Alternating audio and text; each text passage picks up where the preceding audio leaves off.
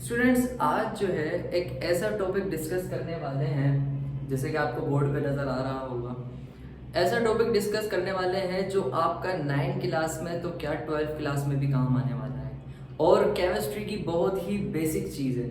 अगर ये सीख ली तो आपकी केमिस्ट्री आसान ही इस वजह से होती है क्योंकि केमिस्ट्री के बेसिक्स क्लियर होने चाहिए। अगर केमिस्ट्री के बेसिक्स क्लियर हैं तो आपके लिए आने वाली केमिस्ट्री बिल्कुल आसान है। तो आज बहुत ही बेसिक सा टॉपिक हम डिस्कस करने वाले हैं, atomic number and atomic mass. तो पहले देखते हैं कि एटॉमिक नंबर क्या होता है। तो मैं मान के चलता हूँ कि आप लोगों को एटम का स्ट्रक्चर तो पता ही होगा कि एटम हमारा स्फीयर शेप में होता है और सेंटर में होता है उसका क्या, न्यूक्लियस। सेंटर में क्या होता है, न्यूक्लियस। और जिस पाथ पर इलेक्ट्रॉन रिवॉल्व कर रहा होता है उसे कहते हैं ऑर्बिट। इलेक्ट्रॉन जिस पाथ पर रिवॉल्व कर रहा होता है उसे कहते हैं ऑर्बिट, और सेंटर में हमारा होता है न्यूक्लियस। अब एक बात आप लोगों को याद रखनी है कि एटम का जितना भी टोटल मास होता है वो सारा का सारा इस न्यूक्लियस के अंदर होता है। एटम का सारा मास, टोटल मास सारा न्यूक्लियस के अंदर होता है। अब न्यूक्लियस के अंदर अगर मास होता है तो न्यूक्लियस में ऐसी कौन सी चीजें होती हैं जिसका ये मास हम निकालते हैं। न्यूक्लियस में ऐसी कौन सी चीजें, अब एटम जो है वो सब डिवाइडेड हुआ है सब एटॉमिक पार्टिकल्स के अंदर। किसके अंदर, सब एटॉमिक पार्टिकल्स के अंदर, जो के हैं प्रोटॉन्स, इलेक्ट्रॉन्स एंड न्यूट्रॉन्स। ये 3 सब एटॉमिक पार्टिकल्स हैं। एटम के 3 सब एटॉमिक पार्टिकल्स हैं, प्रोटॉन्स, इलेक्ट्रॉन्स एंड न्यूट्रॉन्स। अब एटम के अंदर इनकी पोजीशन कहाँ है, प्रोटॉन्स कहाँ पे लाई करते हैं और न्यूट्रॉन्स कहाँ पे लाई करते हैं और इलेक्ट्रॉन्स कहाँ पे लाई करते हैं।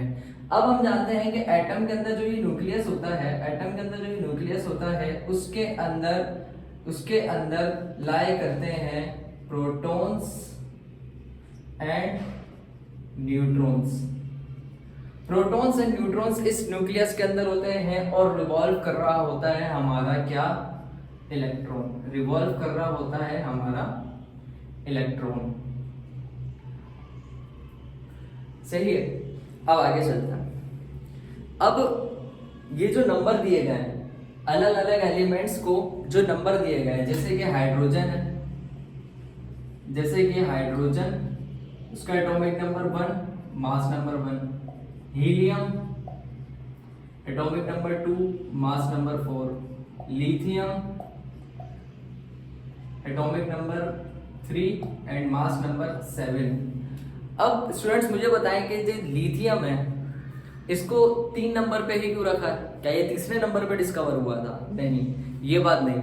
लिथियम तीसरे नंबर पर डिस्कवर नहीं हुआ। लिथियम को तीसरे नंबर पर क्यों रखा गया है, इसकी वजह यह है कि लिथियम का एटॉमिक नंबर 3 होने की वजह यह है कि उसके एटम के अंदर जो प्रोटॉन्स की तादाद है वो 3 है।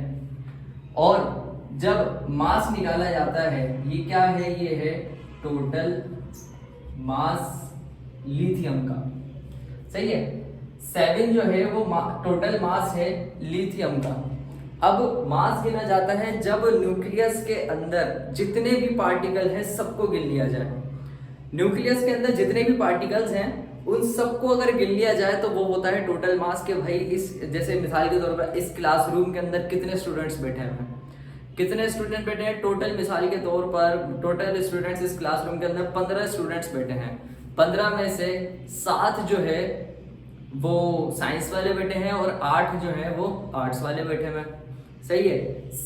7 स्टूडेंट जो है वो साइंस ग्रुप के हैं और 8 स्टूडेंट्स आर्ट्स ग्रुप के हैं। अब मैं पूछता हूं कि इस कमरे में टोटल स्टूडेंट्स कितने हैं, तो आप बोलेंगे कि 15, लेकिन उसमें 7 अलग हैं और 8 अलग हैं। तो ऐसे ही लिथियम के अंदर टोटल स्टूडेंट्स हैं 7, लेकिन जिसमें से 3 जो है वो प्रोटॉन है। अच्छा, जो प्रोटॉन और न्यूट्रॉन्स होते हैं वो पार्टिकल्स होते हैं, छोटे छोटे ना पार्टिकल्स होते हैं, ठीक है, जर्रात होते हैं। तो अब मैंने कहा कि लिथियम के टोटल मास है, लिथियम का टोटल मास है जिसे हम एटॉमिक मास कहते हैं वो है 7। अब 7 के अंदर टोटल प्रोटॉन्स कितने हैं? 3। अब इसके अंदर मैं मान के चलता हूं कि लिथियम का एटम है, लिथियम के एटम में 3 जो है वो प्रोटॉन्स हैं। अब न्यूट्रॉन्स कितने हैं? भाई 7 में से 3 माइनस कर दो, न्यूट्रॉन्स कितने बचे? 4 आपके न्यूट्रॉन्स आ गए, 1 2 3 4। अब ये आ गया टोटल मास। अब इसके न्यूक्लियस के अंदर टोटल जर्रात कितने हैं, टोटल पार्टिकल्स कितने हैं? 7 में से 3 प्रोटॉन्स हैं और जितने बचे उतने न्यूट्रॉन्स हैं, 4 न्यूट्रॉन है। जो उसका एटॉमिक नंबर है वो डिपेंड करता है प्रोटॉन्स के ऊपर, और जो मास है वो डिपेंड करता है प्रोटॉन प्लस न्यूट्रॉन्स के ऊपर। सही है, प्रोटॉन को Z से रिप्रेजेंट करते हैं और न्यूट्रॉन को स्मॉल n से रिप्रेजेंट करते हैं।